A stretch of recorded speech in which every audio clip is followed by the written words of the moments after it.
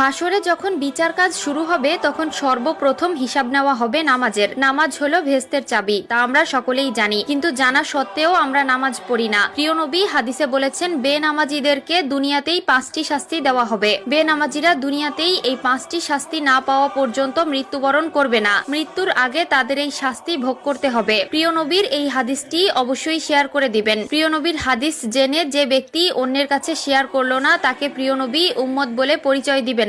আমরা জানবো এবং অন্যকে জানাবো। এবং আপনি যদি প্রিয় নবীর উম্মত হয়ে থাকেন তাহলে অবশ্যই আলহামদুলিল্লাহ কমেন্ট করবেন। তো চলুন বেশি কথা না বলে শুরু করি আজকের ভিডিও। আজকে আমরা জানবো বেনামাজি ব্যক্তিদের দুনিয়াতে কোন 5টি শাস্তি দেওয়া হবে। বেনামাজি ব্যক্তির সর্বপ্রথম যে শাস্তি হলো সেটি হলো তার কোনো দোয়া কবুল হবে না। সে আল্লাহর কাছে যতই দোয়া করুক না কেন তার কোনো দোয়া আল্লাহর দরবারে কবুল হবে না। 2 নম্বরে যে শাস্তির কথা বলা হয়েছে তা হলো তার নেক কাজের কোনো বদলা দেওয়া হবে না। প্রিয় দর্শক, ধরুন আপনি কিছু পাওয়ার জন্য নেক আমল করলেন, কিন্তু আফসোসের বিষয় আপনি যদি বেনামাজি হয়ে থাকেন আপনার নেক কাজের কোনো ফল আপনি পাবেন না। 3 নম্বরে যে শাস্তির কথা বলা হয়েছে তা হলো চেহারা থেকে নেককারদের নূর উঠে যাবে। প্রিয় দর্শক, জন্মগতভাবেই আল্লাহ তাআলা কালো, সুন্দর, অসুন্দর সকলের চেহারায় একটি মায়াবী নূর দিয়েছেন, কিন্তু নামাজ না পড়ার কারণে তাদের চেহারা থেকে সেই নূর উঠে যায় এবং দেখতে দেখতে একসময় চেহারার অবস্থা ভয়ঙ্কর হয়ে যায়। যার চেহারা থেকে আল্লাহর নূর উঠিয়ে নেয় তার প্রতি মানুষের কোনো মায়া মহব্বত থাকে না। 4 নম্বরে যে শাস্তির কথা বলা হয়েছে তা হলো তার জীবনের বরকত উঠে যাবে।